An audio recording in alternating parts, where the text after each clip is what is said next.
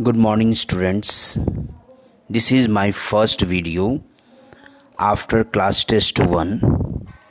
In this video, I will discuss half part of chapter 1, introducing internet. The rest half part will be in next. In this first part, I have taken 9 topics: internet, history of internet, who manages the internet, working of internet, advantages of internet, disadvantages of internet, world wide wave server, and the last one, wave client. Students, the first topic is internet. Internet is defined as a worldwide network of computers connected to each other for sharing information. The internet is composed of a large number of smaller interconnected computers. We cannot think about spending a day in our lives without accessing the internet and without using the basic internet service, that is emails, WhatsApp, Facebook, Twitters, and various other services. Now the second topic is history of internet. In 1962, J.C.R. Licklider first proposed the development of global network.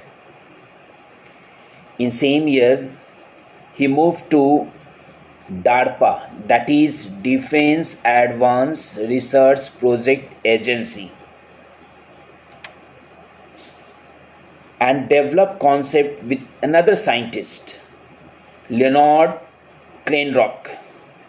In 1969, scientists of DARPA succeeded in networking two computers, which was known as ARPANET, Advanced Research Project Agency Network. ARPANET was first developed as a means of communication for the use of the United States military services. Now, seeing the success of ARPANET, the NSF, National Science Foundation, created a new high capacity network that was called as NSFNet, which was more capable than ARPANET. But students, there was one drawback of NSFNet, that it allowed only academic research on its network, and private and public businesses could not use it. This was the main drawback. So private organization and people started to build their own network and started communicating with each other. After these things, all the networks were interconnected with ARPANET and NSFNet to form the internet. After the evolution of the internet, ARPANET and NSFNet were discontinued. Now, the next topic, who manages the internet? Students, internet is not governed by any single organization. There are several voluntary groups that helps to manage and guide the technical aspects of the internet. These organizations jointly contribute in the research, development, and management of the internet.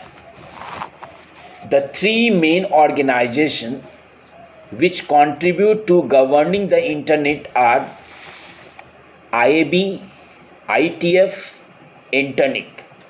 IAB full form Internet Architecture Board, IETF, Internet Engineering Task Force, Internet NIC, Internet Network Information Center. Now, one by one, I will discuss what is IAB. It refers to the Technical Advisory Group that is responsible for the technical aspects of the internet. Second one, IETF, Internet Engineering Task Force. It refers to the organization that is responsible for developing and promoting internet standards. Third one, INTERNIC, Internet Network Information Center. It provides various registration services to the internet community. Now, the next topic is working of internet. Students, internet is nowadays very popular. The internet is based on the client server architecture of the network model. You can see this is the client and this is the server.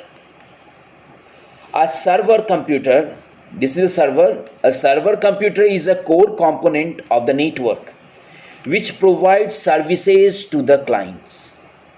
Then what is client? Clients are the computer that normally request and receive information or the services over the network.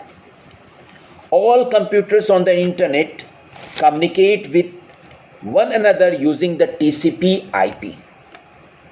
You can see the diagram of TCP/IP. TCP. The TCP part of TCP/IP breaks the data into small packets, that is also known as chunks, over the network. TCP part is also responsible for assembling the packets at the destination computer. This is the destination computer. Here it reassemble all the packets and arrange those packets in a serial way to get the data. The IP part handles the address of the destination computer so that the data is sent to the correct address. Now, we'll be knowing advantages of internet. I have written 4 advantages. First one, easily accessible. Second, faster communication. Third, relatively inexpensive. Fourth, e-commerce and online services. One by one I will discuss. First one, easy accessible. Students, you can access the internet at any time. That is, the internet is operational 24 hours, 7 days a week. Never stop. Second one, faster communication. The internet is the most convenient and the fastest way to communicate with a person anywhere in the world. Third one, relatively inexpensive. The internet is quite inexpensive as compared to the other methods of accessing and distributing information because there is no transportation cost. Fourth one, e-commerce and online services. E-commerce refers to buying or selling product and services or transferring money electronically by using the internet. The best example, OLX, Flipkart, Amazon, that you all can see. Now, the next one, disadvantages of internet. First one, virus threat. Second one, theft of personal details. Virus threat. What is a virus threat? This is a great risk of a virus attack at the time of downloading anything from the internet. Even you are downloading the movie, there can be the chance of virus enter in your PC. So you have to be very careful. While downloading, you must scan those files. Second one, theft of personal details. If you use the internet for transferring money, your sensitive information is at a great risk of being stolen. Students, whenever this type of activities you are doing, you must be very careful. Where you are working, you must have to know. Maybe someone who is looking at your PC can know all your informations.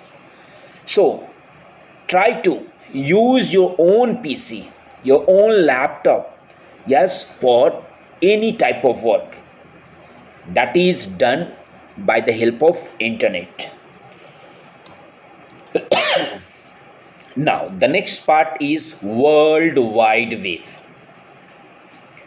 The World Wide Web is a set of programs, standards and protocol, set of rules and protocols that allows the multimedia and hypertext files to be created, displayed and linked on the internet. WWW was proposed between 1989 and 1991 by Tim Berners-Lee,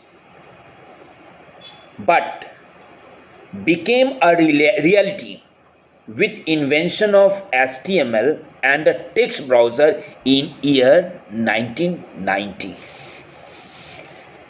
Now, the next part is web server. Now, what is web server? A web server is a type of server which is responsible for providing web contents. It primarily hosts the websites and allows the client or internet users to access those sites. The primary function of a web server is to store, process and deliver web pages to clients. Some common web servers like Apache Web Server, Sun Java System Web Server, IBM Lotus Server, etc. In this picture, you can know which one is client, which one is server, and how the data is accessed, yes, by the internet from web server to client. Next one is web client. A web client is an application